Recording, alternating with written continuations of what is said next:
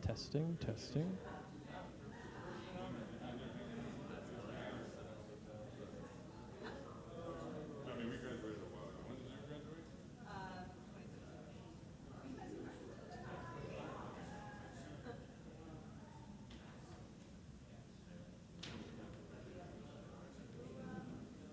We had like 20 plus. We started out with like 25 or something. That was great. Oh no, he didn't come. He went to Stanford. Test, test, test.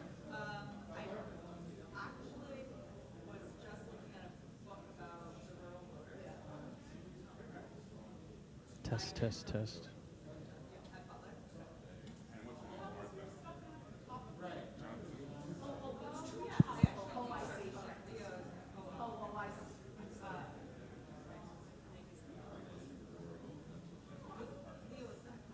No, no. He was. We came with a dissertation. He came with a dissertation. We ended up going to Stanford. Okay. And then later. So, you were the first one that took everyone to Napa. Were you that?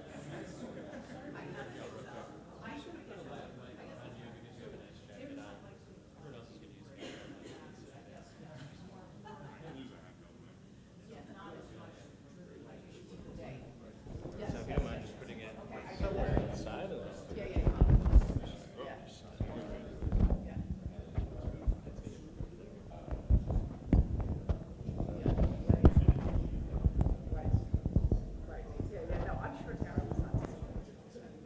Thanks. I'll turn that Where off. did Give me 1 sec. live link?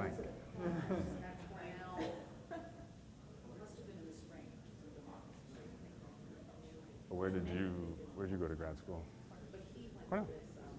He went there undergrad, I guess you know.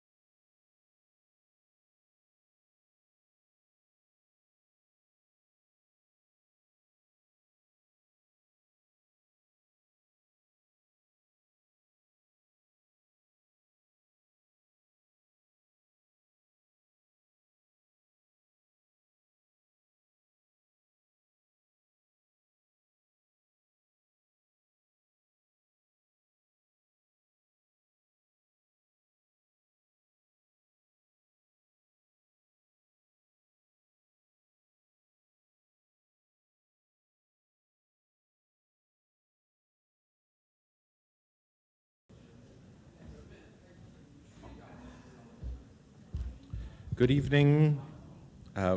Welcome. Thank you for being here. My name is Jonathan Laurence. I am director of the Clough Center for the Study of Constitutional Democracy here at Boston College. I'm delighted to welcome you to the center's discussion of what comes next, assessing a year of elections.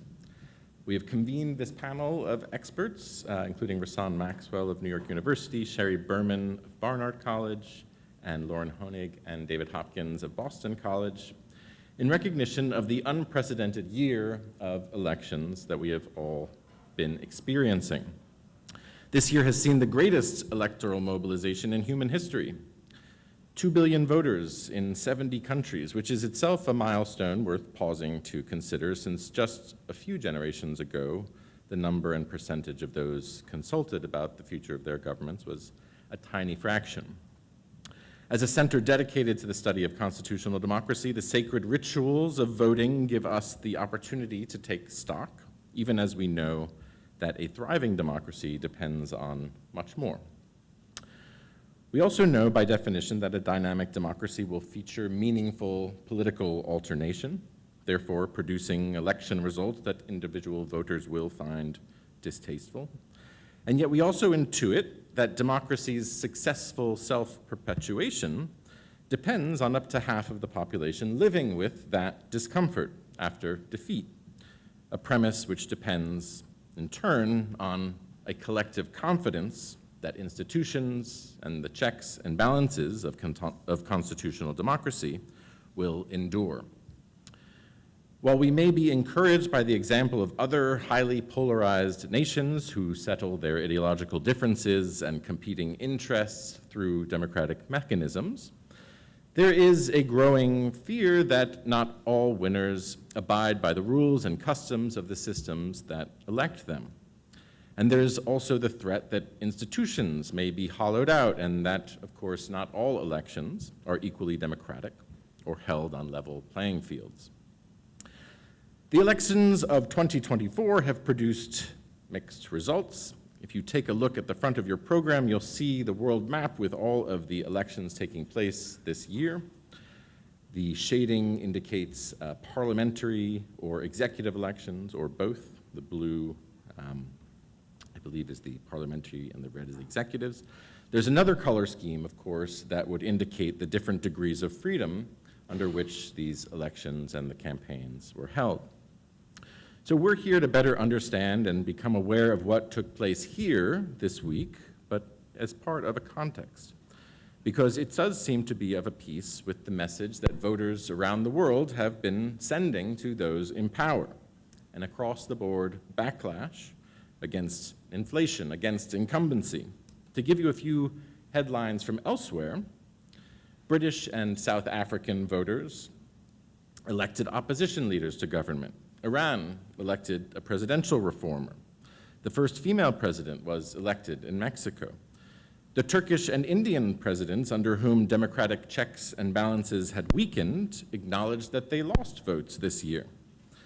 The French declined to give a majority to the National Rally, which still received 1 out of every 3 votes, and there the president evoked the specter of civil war. It is not hard to notice a commonality of dissatisfaction expressed towards the status quo, but there's also a larger picture. In 2016, the total number of democracies worldwide peaked. There were 97. This is a figure that has been falling, most recently to 89, but alongside, of course, measurable backsliding within the surviving democracies. The number of people living in democracies fell even more dramatically, from 3.9 billion in 2017 to 2.3 billion in 2021. So today, more than 2/3 of the world's population lives under something more like autocratic rule. So at a moment when those autocrats are arrogating more power to themselves, the commitment of voters and leaders within the enduring democracies, the leading democracies, is still open to question and to discussion.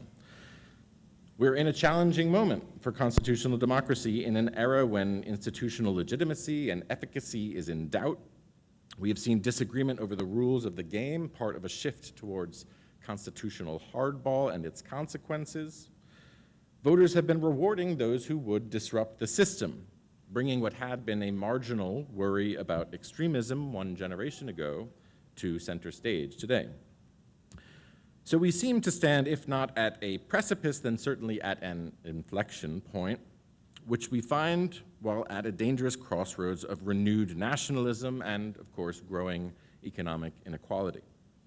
This is not the kind of historical moment one wishes upon one's own generation. Trials and tribulations are imposed. No one wants to have to prove their democratic resilience. Yet that is just what we count on voters on the losing side to do.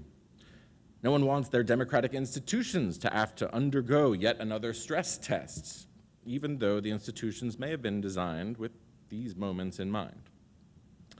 The moment, of course, calls for a new articulation and interpretation of the common national project in many of these cases, something analogous to the hopes and dreams of the constituent assemblies and founding generations that bequeathed this legacy of democracy. This is the ultimate argument, of course, in favor of a path forward to expand the conception of inclusive public policy, to balance or rebalance representative democracy, to recapture the faith of the disaffected. So how do we distinguish democratic renewal, a welcoming peal of bells, from, say, the knell of its imminent death? It is highly contextual, dependent on history and on dynamics of path dependence and institutional fortitude. But we know that there never has been a straight line to either democratization or democratic progress. We can still squint our eyes to find signs of dynamism and hope. In the United States, abstention rates are declining. The popular vote has aligned with the Electoral College vote. Our present political polarization has lost some of its ethno-racial overtones. The two-term limit remains unchallenged for the time being. The bar, as you can tell, has been lowered. But while electoral results are highly volatile and uncertain, we do hold some certainties about the benefits of constitutional democracy. A recent study in The Lancet, the British medical journal, found that living under democracy is favorable for human longevity. This concurs, of course, with findings that democracy is associated with long-term economic and human development. That is the observation recognized as worthy of a Nobel Prize in Economic Sciences just last month, awarded to our neighbor, the MIT professor Daron Acemoglu. It is a sign of the times that the Nobel Prize Committee would use their platform to bring global attention to that correlation.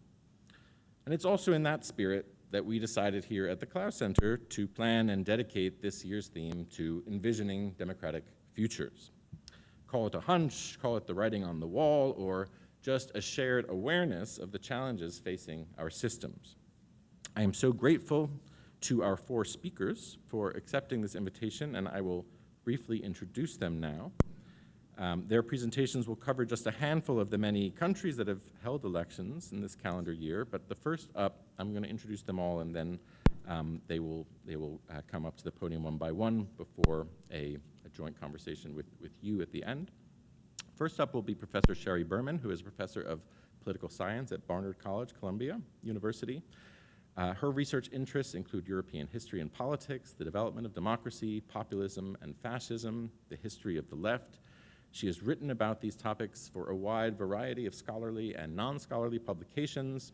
Her last book, Democracy and Dictatorship in Europe, from the Ancien Régime to the Present, appeared in 2019 with Oxford University Press, and she is now working on a book entitled The Political Consequences of Economic Ideas, Neoliberalism, the Left, and the Fate of Democracy.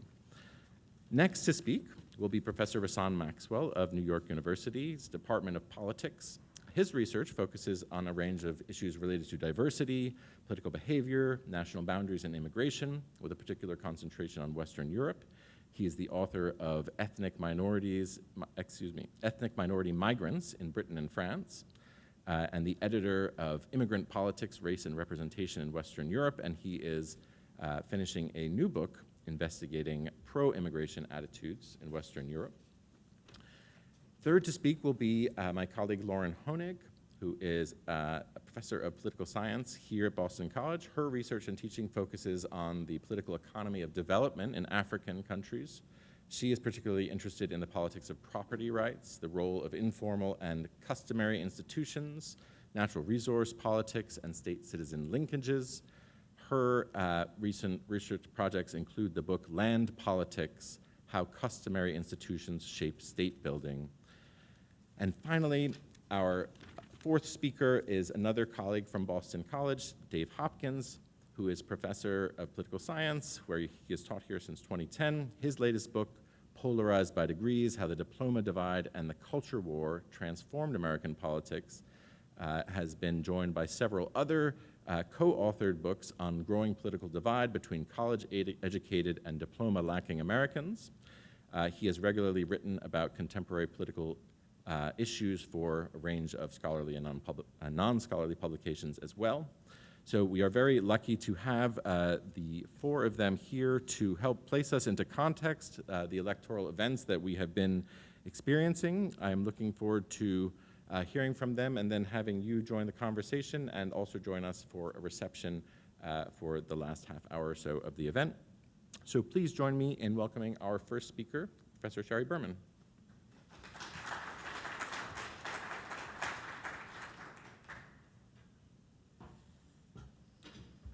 Hi. Thank you so much.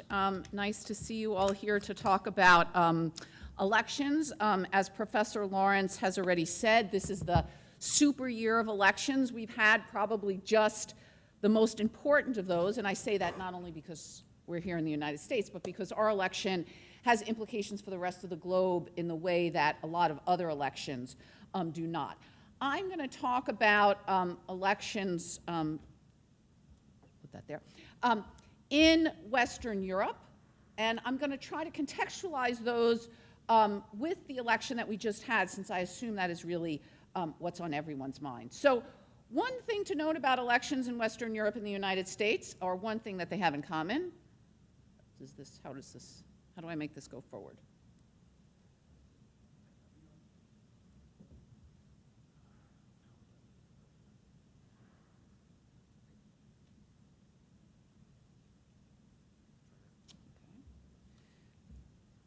Nope.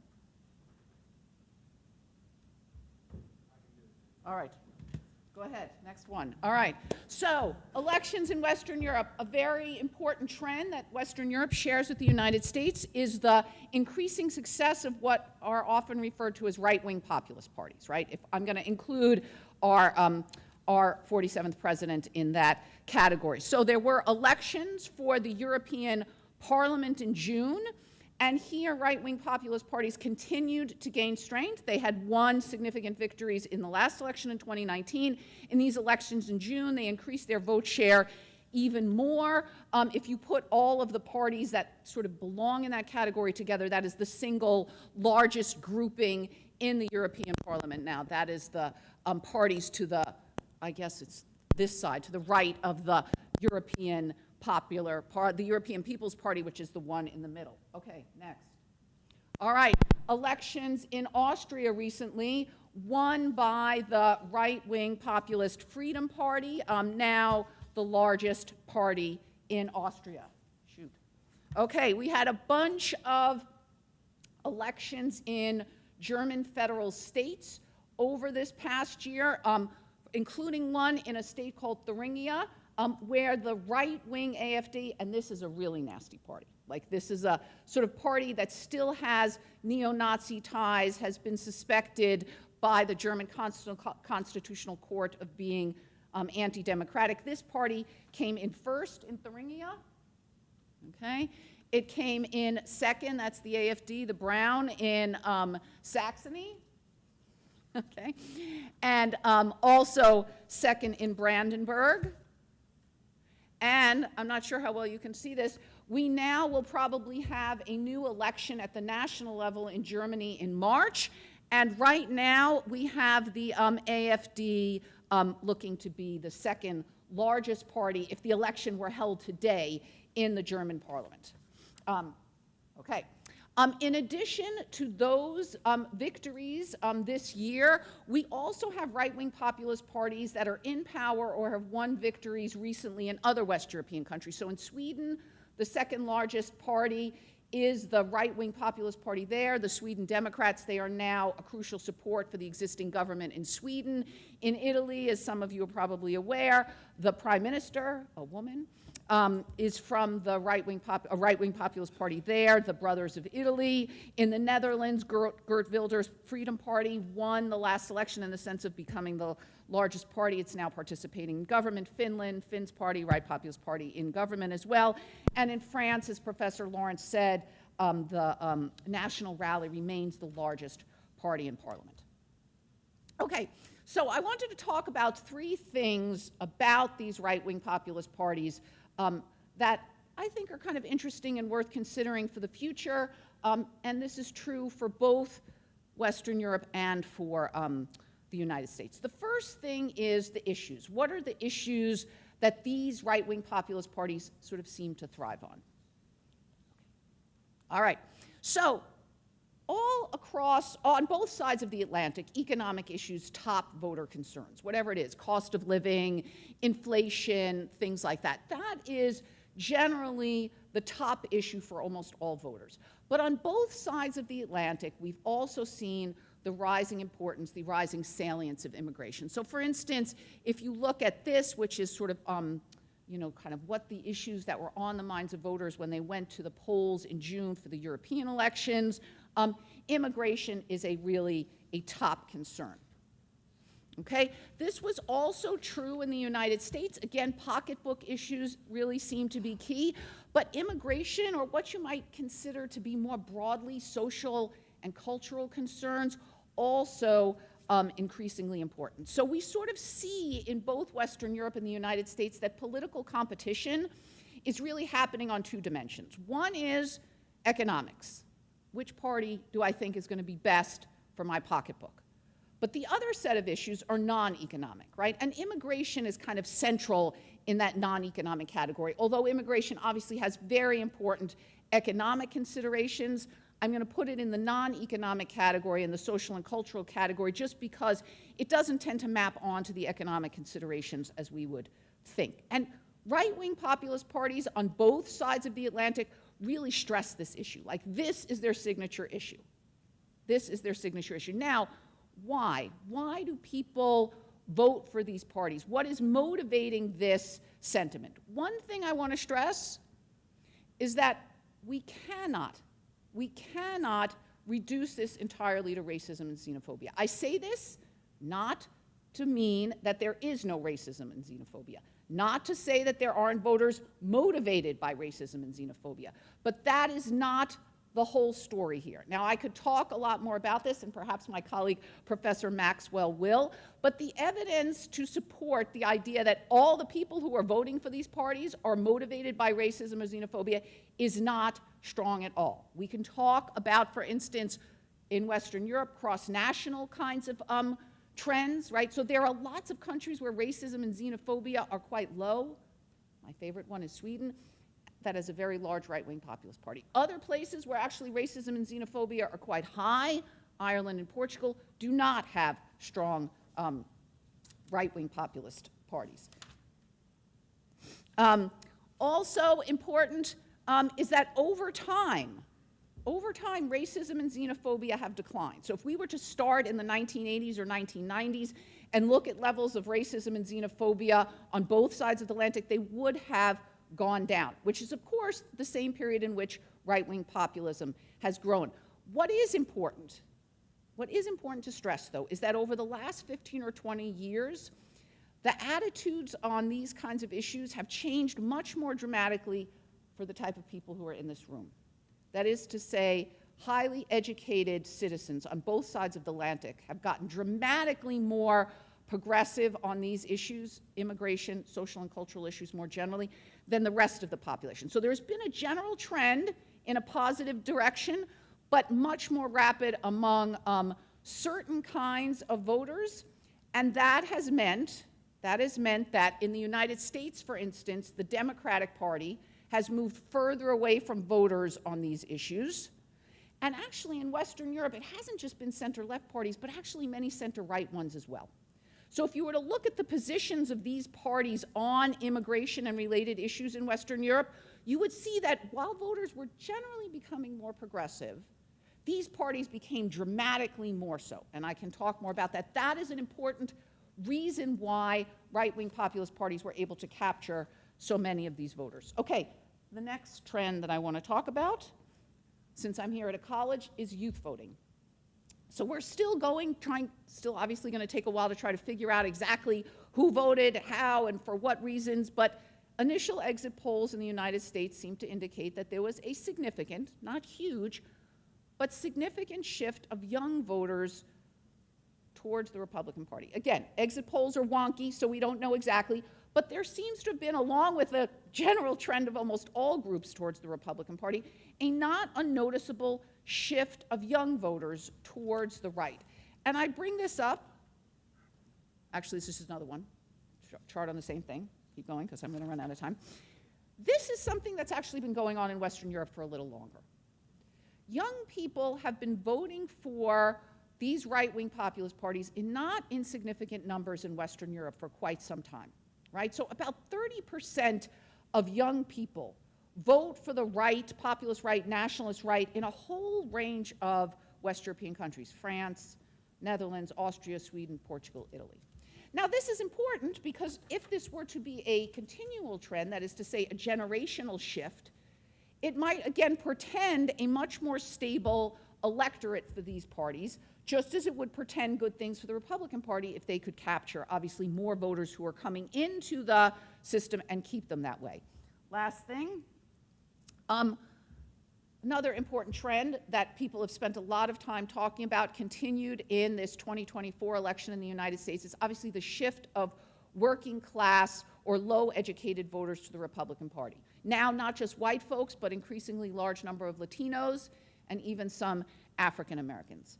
Now, this trend has also been going on in Western Europe for quite some time.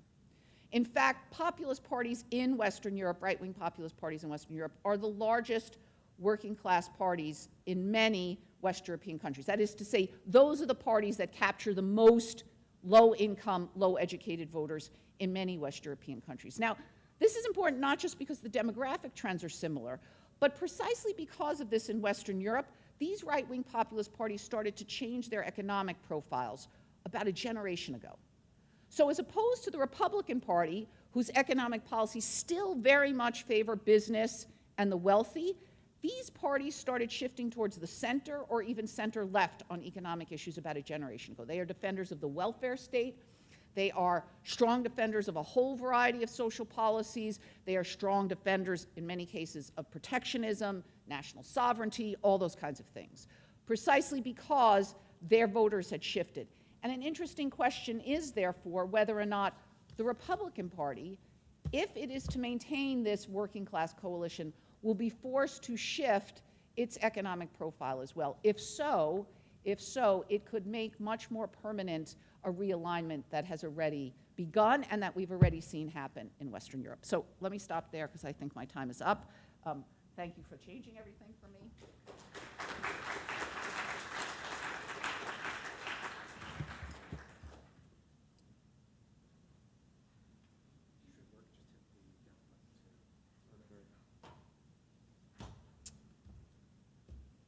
Is that me or you? Oh, that's you.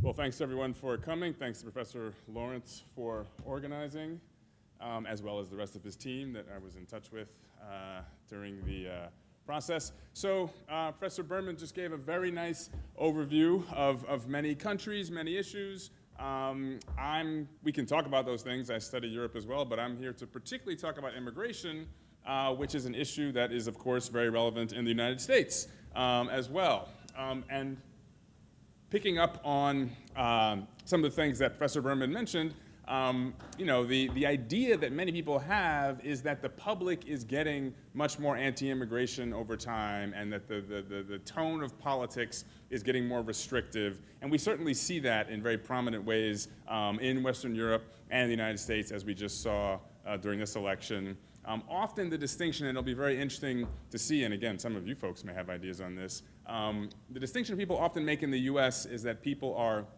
opposed to illegal immigration or people who are undocumented. They favor legal migration, and that's an important distinction for how people think about the issue. Then, of course, we saw during the campaign that Trump and Vance were very keen on eliding that distinction, and so we'll see how that plays out if in fact he's going to channel all that energy towards the undocumented illegal side or not. But that's one distinction. In Europe, we can also make lots of distinctions. And so again, as Jonathan mentioned, I'm writing a book on this issue. And like many issues, it's not as simple as saying that people are in favor of immigration or opposed to immigration. There are lots of distinctions in there. One can be between those who are documented and those who are undocumented. But it can also be between how many people you let in and maybe what kinds of people you let in. So you might want to have a lot of people coming into the country, but very strict criteria on who they are, whether that be the nation they come from, or their education level, or their skills, or whatever. And then once they arrive, you might also have different views on what kind of rights they should have. Should they have very restrictive rights? Should they have a lot of opportunities? Should they be able to access, social welfare, et cetera, et cetera? And in fact, we find that most people, the majority of people in Europe, where we've done these studies, hold mixed views across those dimensions. So they might be very permissive on one dimension and very restrictive on another. And maybe you can think about your own views, and maybe you would share that mixture of views. And so we actually think that there's opportunities for more compromise than a lot of people realize. It's just that when you get into the media narrative, it becomes pitched that way. And so again, one could talk about this in more detail. So that's one distinction when you think about immigration is what exactly are we talking about? Which specific policies are we talking about? And in reality, a lot of people agree on, basically letting in fewer people, but perhaps being more, but you can get people to agree on letting in fewer, but being more open, or letting in more, being more restrictive. Okay. This, another way to think about it is how these things have changed over time. And Professor Berman mentioned that. And so this is the graph that really shows, this is a compilation of 14 West European countries. The black line is the average score on an immigration index, and I can talk about the details there if you like. 0 is the most anti-immigration, 1 is the most pro-immigration, and you see that across 14 West European countries from 2002 to 2022, the average opinion is getting more pro-immigration. Not tremendous because this is, pooling together 14 countries, but you're going from about the midpoint to up into like the 0.6 area. The green and the gray and the red are people who fall in the most pro-immigration third of the index or the most anti-immigration third of the index, and that just gives you a sense of people who are on the extremes. The gray obviously is the middle third of the index. And what we see here is that the share of people in the most pro-immigration third is increasing quite dramatically from about a fifth to well over a third of West Europeans during those 20 years, whereas the share of people in the red, that is the share of people in the most extreme anti-immigration third, is declining over time. So this is really running, and again, I could talk about in great detail if you want all the different little measures here, but this is really running counter to this narrative that Europe is becoming more anti-immigration and more hostile. As Professor Berman mentioned, people are actually becoming more supportive of immigration. The share of people who are becoming anti-immigration is declining.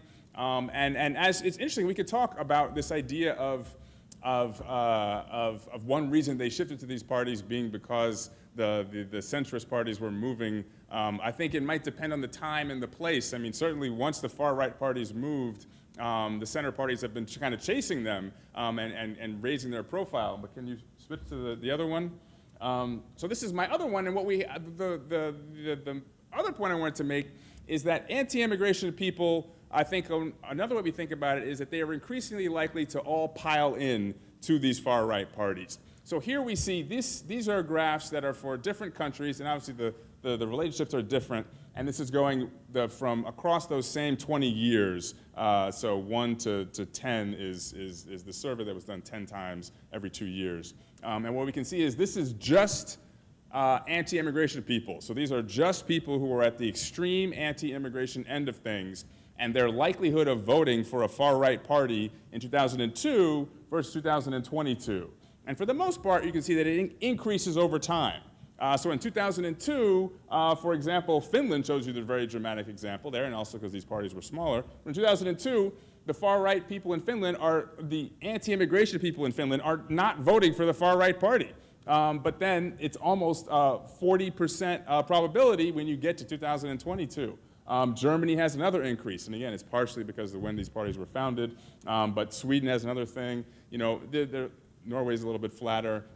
But the idea is that 20 years ago, there were actually more anti-immigration people in Europe, and they were spread out across the parties. They were voting for the left, they were voting for the center-right, they were voting for the far-right, they were voting all over the place. They weren't really voting based on their immigration issues. They were voting based on other issues, and just in the background, they hated immigrants. But now, 20 years later, their numbers have maybe stabilized or even declined, but immigration has become a much bigger issue for them, and so they've decided to pile into these parties. And again, to place it in perspective, for those of you who may not follow European parties, the rise of the far right means they went from 14% to 18%, 19%. They're not getting 30%.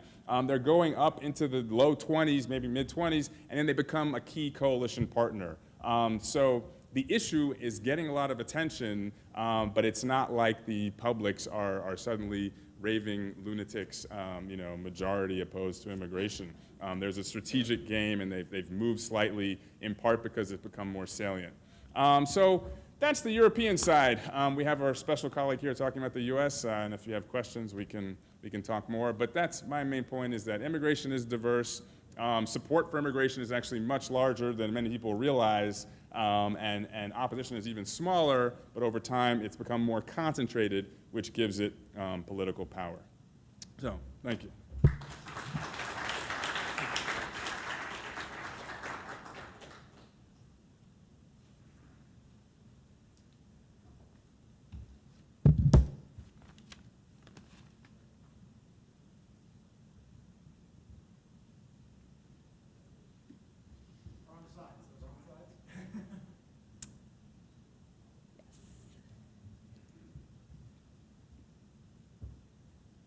Okay, fantastic. I'm Lauren Honig. I'm here at Boston College, and I am going to give a bit of a more optimistic take on what we should be thinking about in this year of elections. So this is also a big year for. Oh, do I have control? You should be able to hit the bottom. Okay. The bottom arrow. Oh, oops. Yeah. Okay, great. This is also a big year for democracy and elections on the African continent. So you may have been hearing about a recent wave of coups on the continent, but we also have some success cases in relation to democratic consolidation. So one of the main challenges that we have when we're thinking about these elections, and we're thinking about elections in new democracies on the African continent, is the degree to which they're contested. So can the opposition win, is the key question here. While in an electoral authoritarian regime, the opposition loses the elections, only the incumbent party wins elections. In an electoral democracy, the incumbents also lose. And so this is really a question of whether there's an institutionalization of political competition and of the insecurity of political elections. Or whether the authoritarian leaders are just using elections to remain in power. So this year, on the electoral authoritarian front on the continent, we have an example of Rwanda's elections, which were this summer. So after 2 7-year terms in power, President Paul Kagame of Rwanda, he had organized a referendum, which would allow him to stand for a third 7-year term, and then restart the clock for 2 5-year terms. And so for this referendum in 2015, they garnered 98% of the vote. Very, very high voting proportion. So when we have these elections in July 2024 that just came, he again won the presidency, this time with 99.1% of the vote, and actually with a quite high voter turnout after he had disqualified most of the opposition candidates. So this is an example This is a pessimistic example, an example of electoral authoritarian elections on the continent, and in particular of term limits contraventions. So term limits contraventions, these are attempts to change the Constitution, to put in place, to remove executive term limits in order to allow the president, the executive, to stay in power past the constitutional provisions, past what is in general a two-term limit.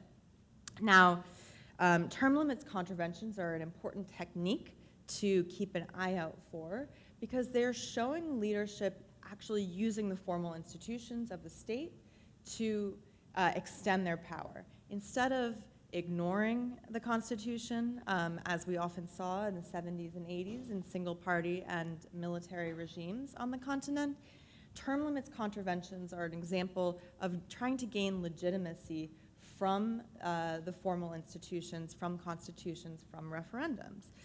And this pattern of term limits contraventions has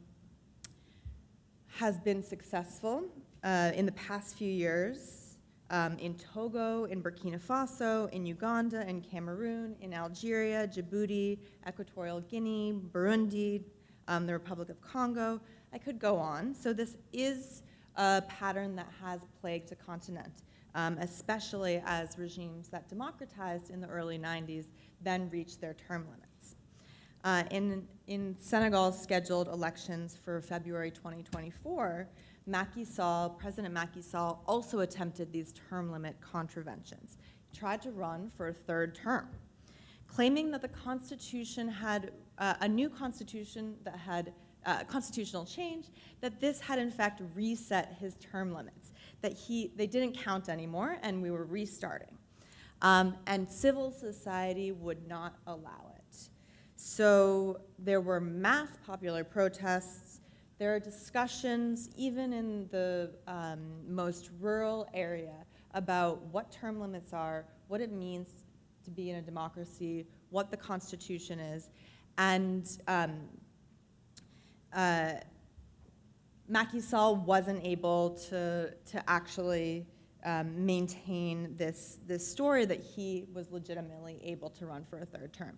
So even as he, in 2023, finally accepted and agreed that he wouldn't run for a third term, he was still sort of claiming that he had the right because of the change in the Constitution.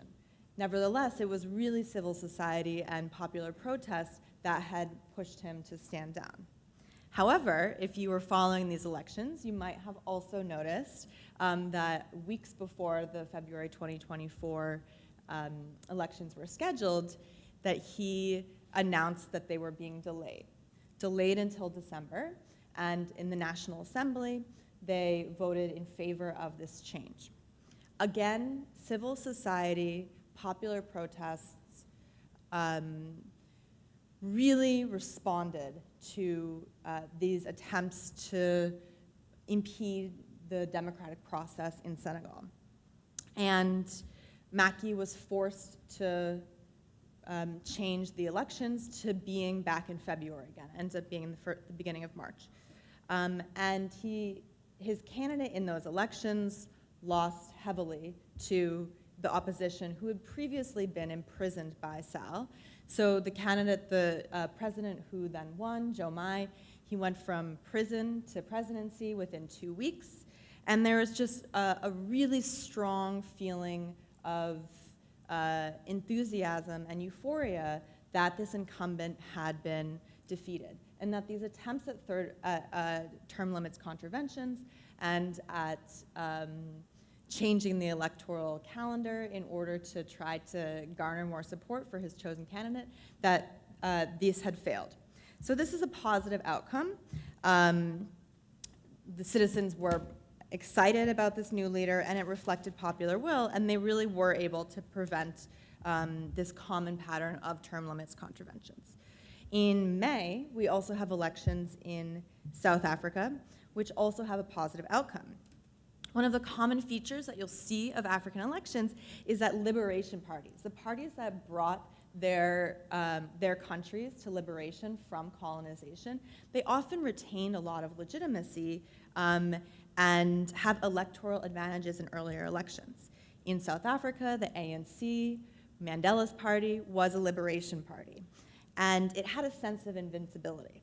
It didn't matter really how they governed, how responsive they were to their populations. They had legitimacy from this history. But in 2024, we again see this change. We have an electorate that's frustrated with the management of, with ANC's management of unemployment issues, of water and energy, corruption scandals, and the ANC lost its majority. It had never lost. It had always had a majority vote. It only got 40% in the elections in May, which meant that it was forced to form a coalition with the opposition party. So this is really a fundamental shift in which a hegemonic party, in some ways a de facto one-party state, is forced to form a coalition, and we have incumbents who are losing. This is a sign of democratic consolidation that the incumbents can lose.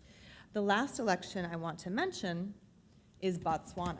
So Botswana's election, just last week, we have another historic outcome on the continent. On the one hand, Botswana is the only country in Africa to continuously hold multi-party elections since independence in 1966, only country on the continent. However, the ruling party had never lost an election. So the BDP, the ruling party, every president had previously been a vice president before. So this is a party that, again, it's a de facto one-party state if the incumbents never lose elections. But on October 30th, the opposition finally won. There's a smooth turnover. President Masisi immediately conceded, said, I wanted to remain in power, I wanted to stay your president, but I accept this defeat. And so this is another example of incumbents, this is Masisi voting. This is another example of incumbents losing elections and a sign of consolidation on the continent. And so looking forward, the theme of this evening is I want you to keep an eye out for cases of term limits contraventions, especially those that are avoided, as they were in Senegal, and also incumbent parties that lose for the first time, as Botswana and South Africa. And there's an election in Namibia later this month, which will also be a big challenge for incumbents, and again, potentially the first time that the incumbents will lose elections, that the opposition wins. Which again is a sign of electoral democracy. And so I also want to point out here that, as Professor Laurence had talked about, a pattern of dissatisfaction with the status quo related to incumbents losing in this recent year. And we're seeing that on the African continent as well. Even countries that have very new democracies, young democracies, incumbents losing elections is actually a sign of consolidation and of the democratic process working. And with that, I'm happy to chat more in the next section.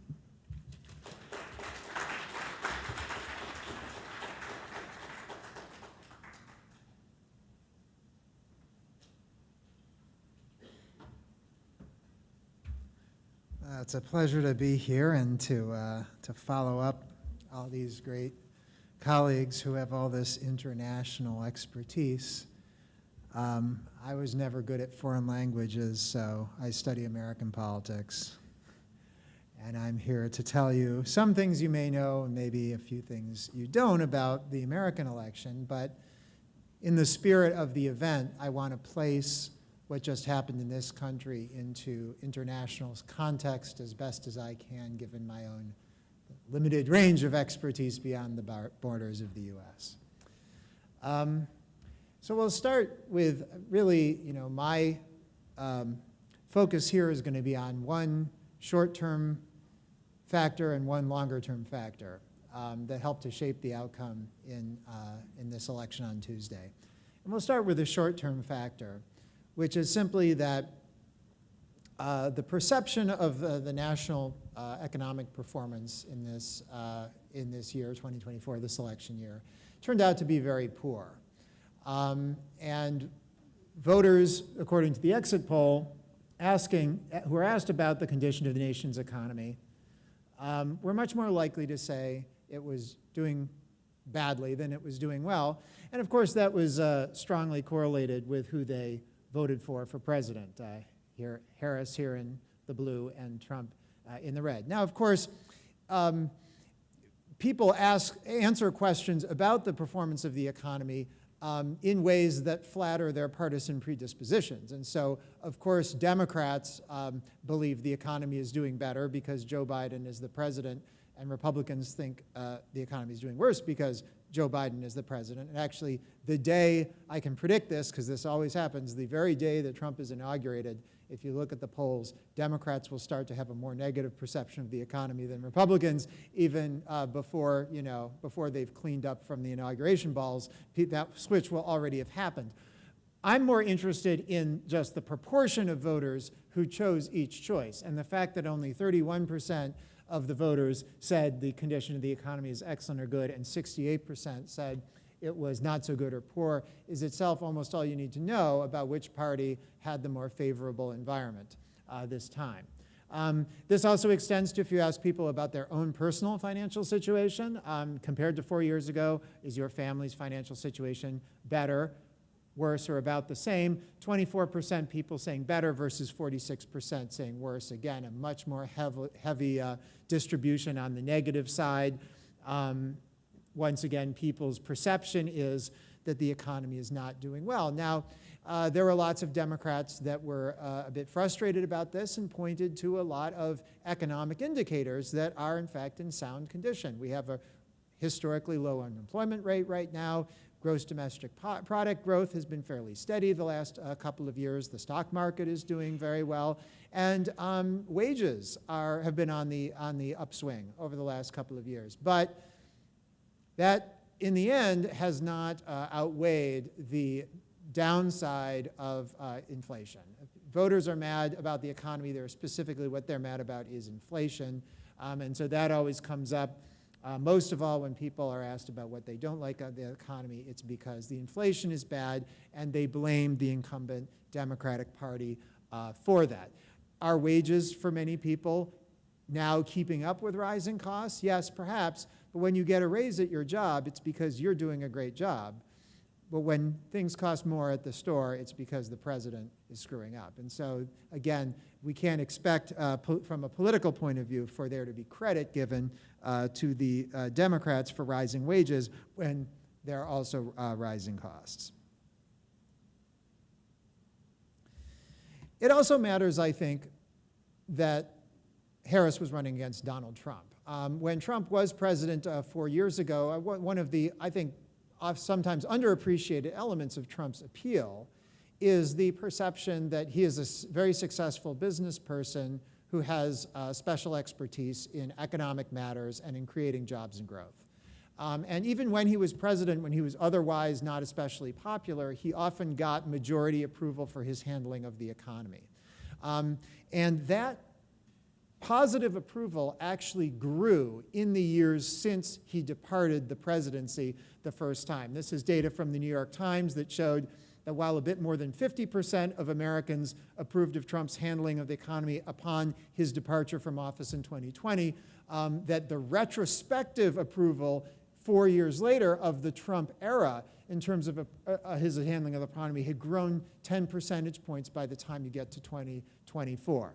The more general question about whether Trump left the country better off, that was something that Trump was not particularly given a lot of credit for in the immediate aftermath of the 2020 election, with less than 40% of voters polled by the Times saying he did leave the country better off. But once again, retrospectively, people have a much rosier view of the Trump era than they did immediately at the time. And by 2024, people were significantly more likely, approaching 50%, to agree that actually Trump had been a success in office more generally as a president. So this can all explain some of what we see happening around us in the election this week in the United States. But here's where the comparative aspect comes in. Of course, inflation has not just been an American phenomenon. It's been prevalent across much of the world in the wake of the COVID pandemic as the combination of disruption of supply chains and increased saving produced a case of higher prices for lots of people all around the world. And inflation is generally unpopular all around the world, and it's the fault, in the eyes of the average voter, of the ruling party almost everywhere. And so the fact that the Democrats got punished in this election for high inflation means that the United States is only following a larger global pattern. In fact, I just got, this morning, saw this online from the Financial Times. This is a graph going back to the end of World War II, looking at developed countries in national elections, and does the vote share of the governing party in the election go up compared to its incumbent share? That would be above the big black line in the middle, or does it go down in the election? And so far, 2024 is the first election on record, or first year on record, where in none of the elections included in this graph did the incumbent party actually gain seats. And in fact, the red dot there being the United States, the Democrats actually didn't do too badly, given some of the other, for example, the pasting that the Conservatives suffered in the UK election this summer. Obviously, the losses of Macron's party in France, the changes in the elections in Japan, even in India, you know, over the course of this election, all have been the sort of, as we've talked about before, this sort of anti-incumbent sentiment, this frustration with politics that is driven to a large extent by inflation and other economic troubles. Even countries where there haven't been elections, you can see if you look at the polling that the incumbent party is taking a hit, right? Canada hasn't had an election this year, but the favorable numbers for Justin Trudeau and the Liberals are pretty dire, to the point where his own party is trying to sort of elbow him out of the way. In Germany, similarly, the approval rating of the ruling regime is very low. So again, we are just part of a larger global pattern in this area. The second thing I want to talk about is the more long-term pattern, and this is, of course, my own obsession, having worked on this the last couple of years, that the so-called diploma divide in American elections, which increasingly separates college-educated Democrats from non-college-educated Republicans, reversing the long-time historical pattern for most of American history, where going to college meant you were more likely to be a Republican than not. We've seen consistently since the 90s, but especially accelerating in the Trump era, that people with college degrees and graduate degrees, that's the dashed and the dotted lines here, are moving into the Democratic Party, and people with some college education but no degree or no education beyond high school are moving heavily towards the Republicans. Now, this graph here is only whites. And that is where, up to now, the biggest change has been, and the biggest gap has emerged, is among whites, the white college-educated versus the white non-college-educated. And up until this point, the picture among racial minorities has been slight movement, but not a yawning gap between the college-educated and the non-college-educated. And there's some evidence, as we're seeing this week, that this is starting to change too, that in particular, if you look at where you saw the largest shifts towards Trump in the election, I borrowed this also from the Times, in 2024, that one of the biggest single shifts was in counties that are over 25% Hispanic. You get almost a 10-point shift in this election compared to 2020.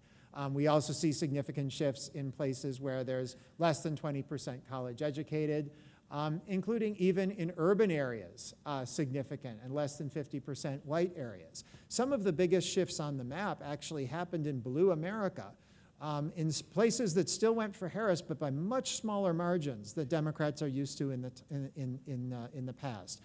Rhode Island, New York, New Jersey, Illinois. A lot of those states that used to be very, very solidly landslide, blue states, got a lot tighter in this election, and it was driven disproportionately by the shift among the working class, the multiracial working class, towards the Republicans. And of course, this too, as we've been discussing, is not unique. In comparative context. The United States is not the only country that has a diploma divide. In fact, in rich democracies everywhere, party systems are becoming more and more defined by educational attainment and less defined by wealth and income. And the separation between the parties of the left and the parties of the right more and more separates well-educated, culturally progressive, and globalized parties of the left from nationalist and less educated parties of the right. The U.S. is not unique in this at all. It has nothing to do with Fox News or with Donald Trump semi-accidentally becoming the Republican candidate in 2016. It's part of our moment in history more broadly. But there is one way in which we are unique here in the United States, and I'll sort of end with this. We have the strictest two-party system in the developed world. And so the same trends in other, especially European countries, have had the effect of encouraging multi-party proliferation. The rise of these nationalist parties on the right as alternative to the more traditional center-right Christian Democrat kinds of parties, and also the rise on the left of green parties and other leftist parties as a complement to the traditional center-left social democratic labor-aligned parties. But here in America, we still have the same old two parties. And so here, the story is of internal transformation of the parties. And the fact that we have this new cross-cutting dimension of cultural and nationalist versus internationalist change has had the effect of transforming the Democrats internally to more and more represent the sensibilities of the kind of bourgeois, well-educated, intellectual people who might be Green Party members in Europe. And of course, on the Republican side, the transformation has been to bring in sort of the nationalist and populist sentiment on the right that might be in a nationalist or populist party, separate party, and now is transforming the traditional party of the right in this country to create this sort of interesting but sometimes explosive alliance between the more traditional corporate-aligned Republican establishment and the much more aggressive nationalist, insurgent, populist, Trump-style politics.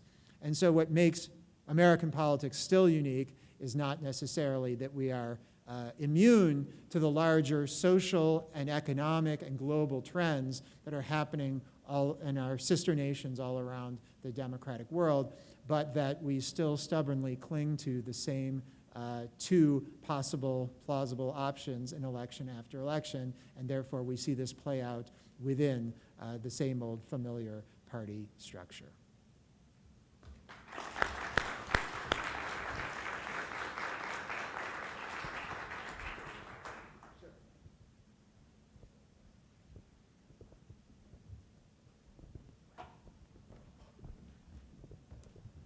So my thanks to the four speakers for these fantastic overviews, for finding the commonalities, pointing out some of the distinctions.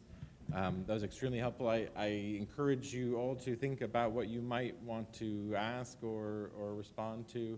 Well, I just maybe ask a first lightning round of the panel, which is, when we think about the threats to constitutional democracy that came in the 20th century, and specifically in the post-war period, there was a lot of fear, of course, that communist parties were growing beyond 1/3 of the vote at some point in Western Europe, especially in the opportunity provided by the multi-party systems.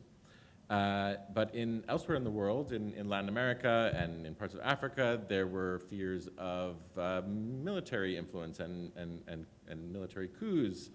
When you think about what the concrete threat of these far-right populist parties is to the rule of law, to democracy, to democratic institutions, what comes to mind first? And which sort of backstops or safeguards do you think sort of are still around to protect us from them? The Supreme Court obviously has played a role in the United States, reshuffling how we think about these things, but I'm curious in an international perspective, but also in light of the electoral results and how the court cases against the president-elect might play out. And maybe we could start with you, Sheri, and come across. Sure. So I actually think that, oh, sorry. Thank you. I think the point that Professor Hopkins made at the end is crucial here, right? Which is that in the United States, we have two large parties. And so if one of those parties decides to act in a way designed to undermine democratic norms and institutions, our democratic system is going to face a fairly significant threat. In Western Europe, you have parties that seem somewhat structurally similar in the sense that they are right-wing populist parties, but they don't get 50+% of the vote. And so they have to be either in coalition with other parties, in which case they generally have to moderate, because nobody's forming a coalition with a, I'm not suggesting this is what the Republican Party is, I'm just saying this is the case in parts of Western Europe with a neo-Nazi party. Nobody's forming a coalition with that party. And so you generally do not have the same kind of impact of right-wing populism on democracy as one might have in a country where you had a party that was eager to undermine democratic norms and institutions. So if you look at Western Europe, for example, where we've had right-wing populist parties for decades now, they have in fact been part of governments in many countries. I put a slide up that showed that. There has been no democratic decay in Western Europe, at least as far as any scholars of democracy are concerned. Now, I want to stress that by democratic decay, I mean undermining democratic norms and institutions. This has nothing to do with the policies that these parties pursue, which you may like or dislike. Anti-immigration, more conservative on social and cultural issues. Those things do not undermine democracy. Those are policies that you may not like, but they are not inherently anti-democratic. So we have had right-wing populist parties in government in Western Europe with absolutely no democratic decay. But that has not been the case in the United States, where scholars were very concerned, again, not about the particular policies the Republican Party has pursued, which you may like or dislike, but against things like denying elections, intimidating election administrators, trying to use tools of the government to go after, your opponents. Those are not kosher as far as democracy is concerned, right? So that is much more worrisome. And in a two-party system, if a party is eager to do those kinds of things, it has much greater ability to do so than it does in Western Europe, for example. Thank you, Sheri. Dave, next. Yeah, it's hard to predict, an unusually unpredictable president. But one thing I will say is that I think the Republican Party is in many ways been a transformed party compared to the way it was in 2017. And so I don't know exactly how this will play out over the term that Trump will serve, the second term, but I do think that the dynamic of the politics of the Republican Party is a lot different. It's much more Donald Trump's party than it was then, and the kind of attitude that a lot of people in Washington had in 2017, that he kind of got there by a sort of a fluke, and was sort of an accidental president, I think has been quieted by the scale of the victory the second time around, and the fact that he almost certainly will have a majority of the popular vote, for example. And so I don't know how that exactly will play out in terms of the specifics of what he'll do and who will try to stop him from doing it. But I do think the general tenor of how he will be treated is with much more deference within the Republican Party. And that if Republicans have learned one thing, it's that you can't win a fight against Trump within the Republican Party. Thanks, Dave. Lauren? Well, can you hear me? Yeah. Well, some of the threats that you're mentioning, those are still really active concerns and threats in the African context. So thinking about the role of the military, thinking about how to preserve and protect democracy.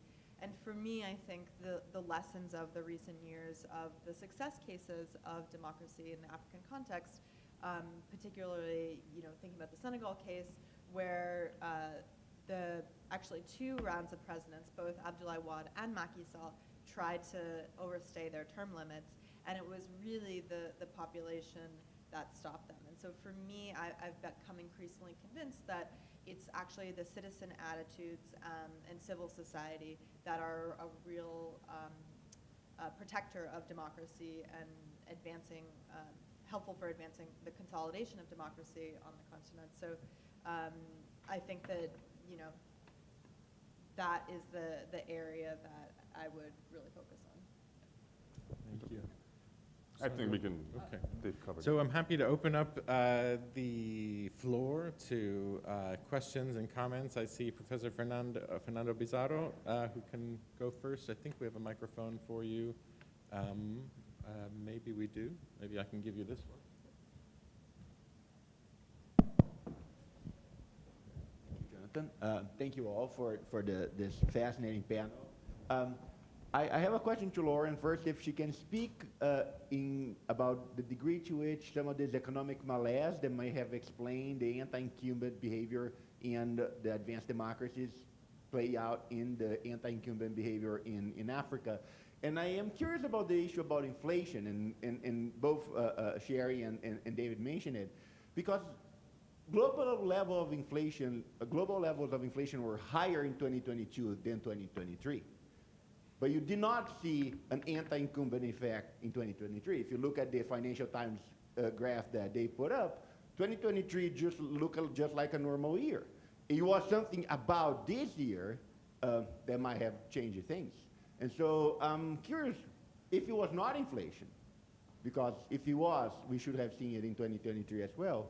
What was it that drove the economic malaise? Thanks, Fernando.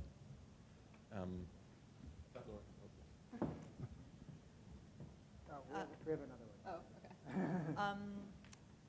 Thank you, because actually that was a component of the discussion of what happened, particularly in Botswana and South Africa, that I didn't get to delve into too much, but the economic issues were really, really loomed heavily over both of those elections in Botswana. So in both countries, inflation is a regular part of the conversation.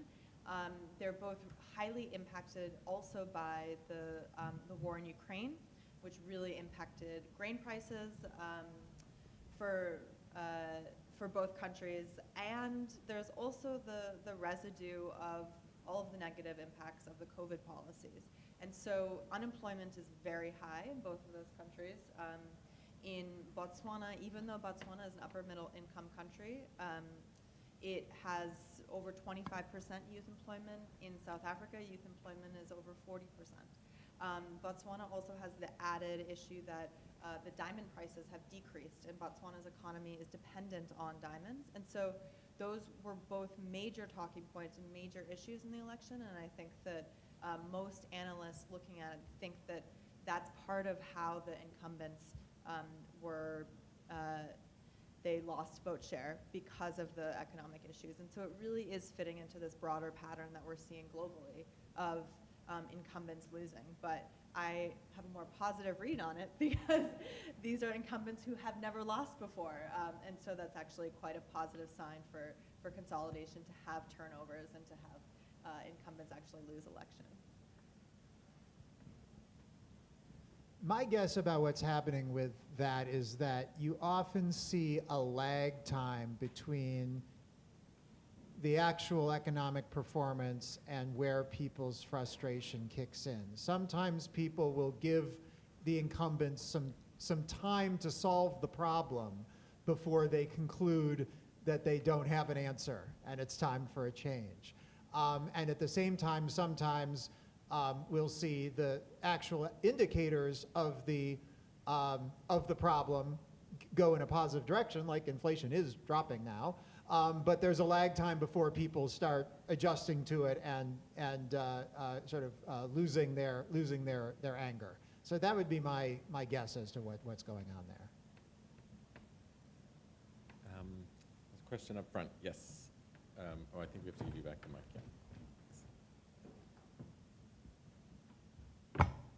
yeah. Testing. All right. How is the certification process we have in the United States in January? How is that a democratic process? And do other countries have that issue? Because I really feel, again, it's my feeling, that we have now have a de facto one-party state. And what do I mean by that? If J.D. Vance runs in 2028 and he loses, Donald Trump will say, don't pull a Mike Pence. You don't certify the election.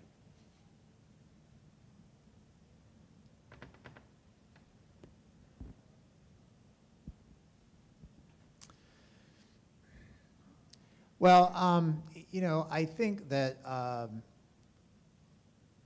ultimately a lot of these election conflicts are up to the courts to adjudicate. And January 6th was a situation where there was a temporary disruption of the Electoral College count that then was completed. If you were in a situation where there was a more permanent disruption or prevention of the completion of the electoral count, I think it ultimately would be a case for the Supreme Court to decide. And I do think that the courts in general have been very hostile to these attempts to call in question the legitimacy of elections. And the track record among judges, federal judges appointed by both Democrats and Republicans, has been to rule in favor of the election authorities and against the challenges, unmerited challenges to the electoral count. So, I tend to think that the court would be asked to step in, and the court would step in, on behalf of what the actual count was. That would be my guess. Can I add something here just briefly? I mean, I'm sure we also have colleagues. Apparently my mic is on my lapel. I'm sure we have colleagues here who can also speak to this, and you probably already know, but I mean, democracy is a very vague word, and it's a very vague term. It means rule of the people, and then beyond that, which institutions are going to implement the rule of the people? I think human civilization has yet to figure that out, right? So there's a wide range of these institutions, and we can disagree with lots of them, but it's not a priori clear why some are necessarily more, true to that principle than others among the countries that we would feel comfortable calling democratic. We often show to the students, like with the same distribution of preferences in a population, you get wildly different outcomes in terms of who gets elected depending on the institutions. And it's hard to say, again, a priori, that one is necessarily more democratic than another. As you said, there were a two-party system, in a multi-party system in Europe, Trump is maybe like as a minor party outside of office right now, but in ours, he ends up being the president. And it's not clear that one is necessarily more democratic than another, but one can have lots of debates about that, if we like. Sheri, do you want to add one? Yes, I see Megan in the back.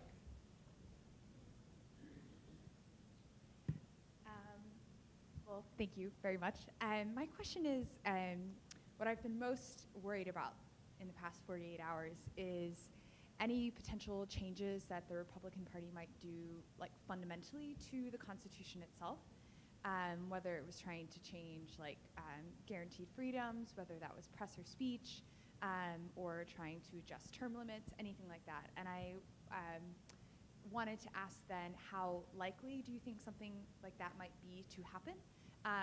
And if there were any attempts to do something like that, how such a egregious thing could be stopped? Well, for good and for bad, the American Constitution is really, really hard to change. In fact, I don't know if it's the hardest to change around the world, but I wouldn't be, so I'll ask the comparativists if anyone knows. I would submit it for nomination as the hardest Constitution to change. And so, we don't tend to change the Constitution no matter what. You would need, both parties to agree, basically, to do it.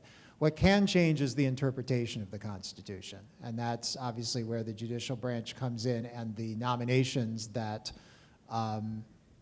politicians, including politicians of one party, can make to the judicial branch. And so that will change under Trump for sure, just as it changed the last time. In fact, if Alito and Thomas retire in the next 4 years, Trump would have the opportunity of nominating a majority of the Supreme Court, which no president, I believe, since FDR has had that opportunity. So that's where I would look for changes, and I would think there might be changes that, more incremental changes in interpretation as opposed to fundamental changes in our constitutional structure. Casey. Quick one, mostly in a comparative direction, because there seems to have been a lot of gender stratification or polarization in the American election this past week. Is that trend similar in Europe? Is that trend similar in Africa or elsewhere in the world? So I'm going to let Professor, our Americanist, answer that. My understanding is that the gender polarization turned out to be much less in the American election than people had thought. In Western Europe, I can say that these right-wing populist parties are indeed heavily male, and I think, in fact, that the gender difference is much greater in Western Europe than it is between the Democratic and the Republican Party in the United States. And that may also, in fact, reflect some of the things that we've been talking about, right? These are large parties, but they are not majority parties, and so they grab a much more distinct, so to speak, share of the electorate. But that definitely exists in Western Europe, and I think much more so than it does in the United States, despite the fact that we heard a lot about a major gender divide before the election. I think it turned out to be somewhat less than people thought. Yeah, that's right. There's often an assumption that that when you have a female candidate on the ballot, that you get this dramatic change in gender, either because women are more attracted to voting for a woman or men are less attracted to voting for a woman. But that seldom actually happens except around the margins. I wouldn't be surprised if the gender gap ends up being a little bit bigger this time, maybe, than the last time, that we do seem to see, and also in part because the defection of Hispanics may be larger among Hispanic men than Hispanic women from the Democratic Party this time. But there was no transformational, dramatic shift by any of the evidence we have so far. And that shouldn't surprise us that much because in reality, that gender difference is more modest and more consistent than it's often portrayed in the media. I have a quick question just about the ethno-racial dimension of national identity and also particularly in the salience of the immigration issue. I think it's quite interesting how the stakes have been rearranged in the American context, and some of our a prioris maybe turned out to be incorrect. There seems to be a generational issue at stake here, where when speaking about immigration in the European context 30 years ago might have been code for actually rejecting diversity or rejecting a plural society, and perhaps also in the American context. Does it now mean something more like only illegal immigration? Is this the feeling that somehow there's been a differentiation and therefore a kind of broadening of national identity? Is there a way to read this positively? Whether in the European context or the American, or I don't know how it figures in your cases, Lauren. Rahsaan, do you want to? I mean, start? so you're taking these guys at their word. I mean, I thought the whole point was that they said even if they were legally here, I don't consider them legal. Like after the whole Springfield thing, to the extent that people were serious, I'm not sure that when people who are anti-immigration in the U.S. Claim they want to clean up the system, that they're really just speaking about legality. But yes, I suppose. But it is true, as you know, and I think a lot of other people do know, that it is true that the incorporation of immigration in the U.S. is, if not universally accepted, further along the spectrum than in Europe, and so there is a greater acceptance of diversity. I think that's fair. Yeah. Anti-immigration sentiment is a big issue in South Africa. It's the strongest economy in Southern Africa, and so it is an immigrant-receiving economy. And with such high unemployment rates for young Black South Africans, it really has become a very contentious and at times violent issue. But in that context, and Zimbabweans, Botswanans, Congolese in particular, who are immigrating to South Africa for work. And in that context, it's really xenophobia. It does not matter if they're legally allowed or not. I saw a question from Peter Krause. Yeah. If you could, yeah, there's one over here. Yeah. Thank you. So I just had a kind of a why question, actually for everyone, but I can just maybe focus on Professor Maxwell and Professor Honig. So Professor Maxwell, my question is, I think you told a very interesting story about how the actual public opinion vis-a-vis immigrants maybe hasn't changed as much, but they become more organizationally concentrated, if I heard your story correctly, in terms of Western Europe.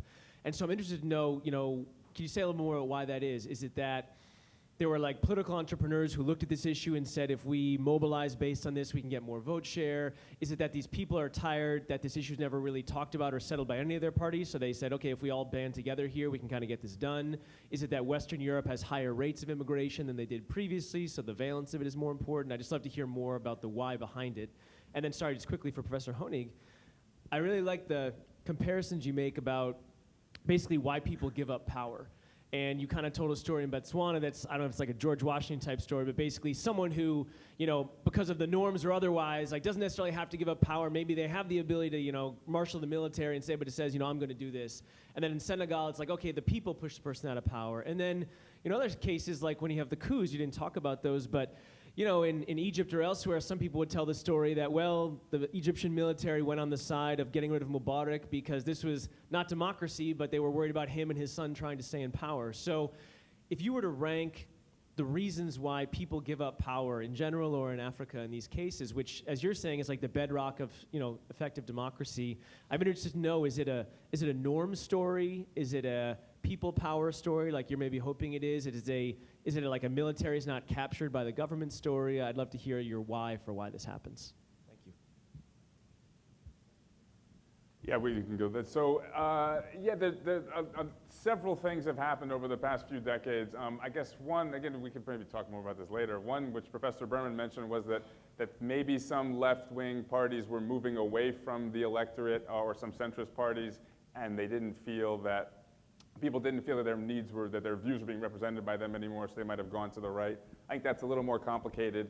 But the one thing that people often talk about is that the salience increased for a number of reasons. I mean, starting in the salience of the issue. So starting in the 2000s, you had the whole terrorism thing and ISIS and all of that. And then that bleeds into the 08-09 financial crisis, which just makes people feel vulnerable in general. And then right on the back of that, you have all these asylum seekers coming to Europe. And so that was kind of fertile times for these people to be the scapegoats, and people were just cared more about it. Even if they never really liked them, now suddenly it's like a big public issue because they're coming to blow up my cafe, and they're like, kind of trying to get an apartment and all this stuff. On top of which, there were some interesting generational changes in those far-right parties. So those far-right parties largely emerged in the 1970s when Europe had the economic crisis at that point. But at the time, when they first were formed by essentially warmed-over World War II fascists and literal Nazis. And so they were really on the extreme. They didn't have a lot of appeal except to other people who were still very extreme. And often the leaders were people who weren't really trying to get power. They were just liked saying really outlandish things.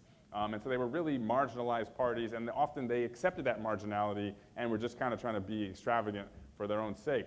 But then you had a generational turnover in the 2000s, and that's you could see that in France. If you remember Jean-Marie Le Pen, who liked to do all that stuff, but now his daughter, Marine Le Pen, she's more of like, I'm going to try to be a little bit more palatable to a broader range. And you see that across the countries, that this new wave of people was more savvy about taking those fertile moments and broadening their appeal to the electorate. So you had a lot of things coming together. I think that there are a few different things going on in relation to those cases, and then the countries that have had coups that you could root in some way back to the initial practices of democracy in the 60s and 70s and 80s in those countries. So in Senegal, really what's happening is that even as the population is becoming very frustrated with the regime in power, and the regime in power is manipulating the opposition, sending them to jail, getting the National Assembly to vote in favor of suspending elections.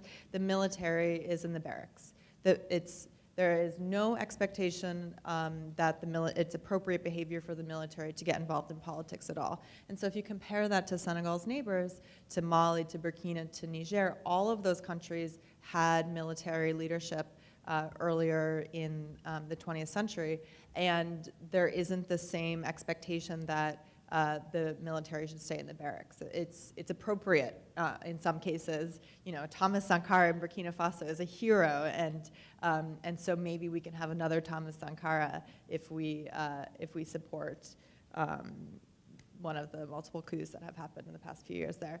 In Southern Africa, again, Botswana and South Africa, they're unique situations about why they're able to be such strong democracies. So both of those countries, I would say before these elections, they were democratic. They had institutionalized a lot of those practices, but it wasn't yet apparent, since there hadn't yet been the turnover, of how resilient the institutions were. And so this is really demonstrating that. South Africa, even though it's only been a democracy since 1994 at the end of apartheid, under the white minority rule regime, there was actually contestation and a practice of electoral democracy among only the settlers, among only white minority rule. And so when that spread out to open democracy to the whole population in the country, to the majority, some of those institutions and attitudes had already been in existence for a long time. So I can't give you a really clear why that covers the whole continent, but there are, I would say that the historical legacies do impact that quite a bit. Question in the back from George Hogue. Could we pass a microphone? Oh,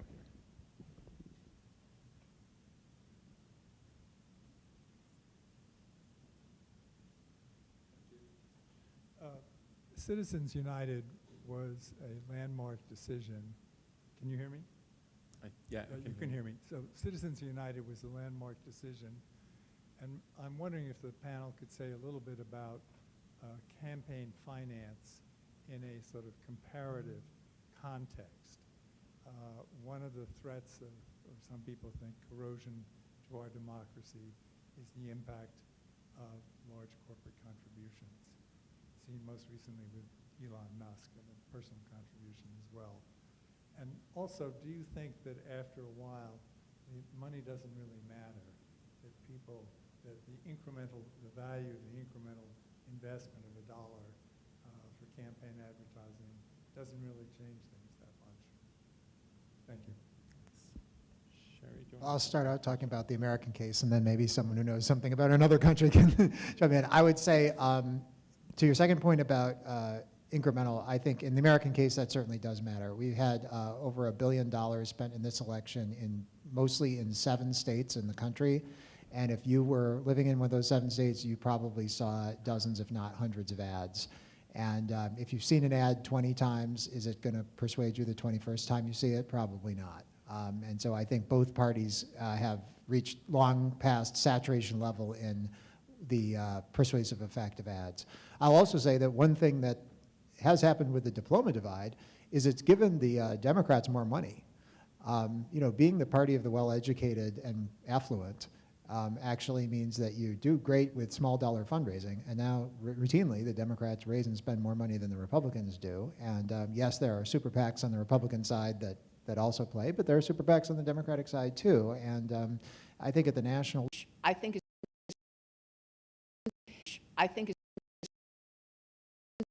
it's not clear what the downstream effects of that are, in the sense that we see very similar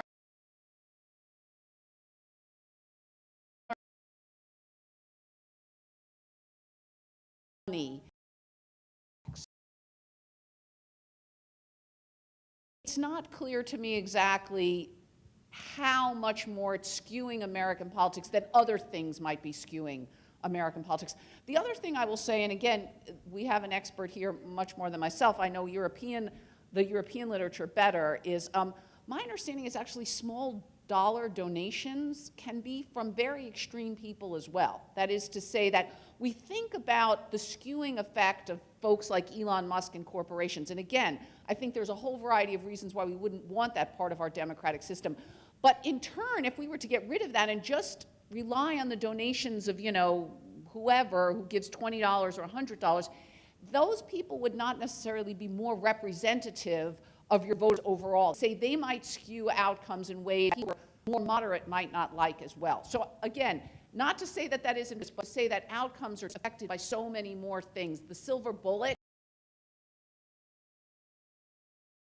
if we just got rid of money or we just changed our electoral system, those kinds of things unfortunately can help, but they tend to not be the sort of solution in and of themselves.